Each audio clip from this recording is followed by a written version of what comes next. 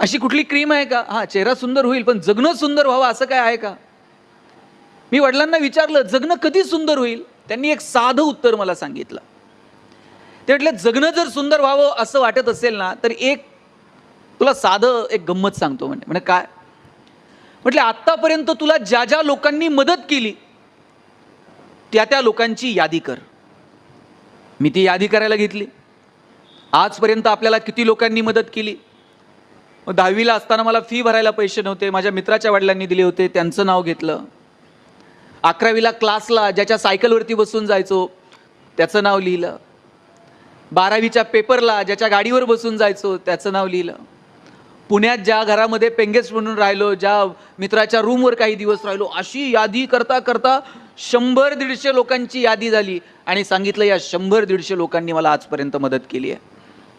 वडिलांनी कौतुकानं पाठीवर थाप मारली.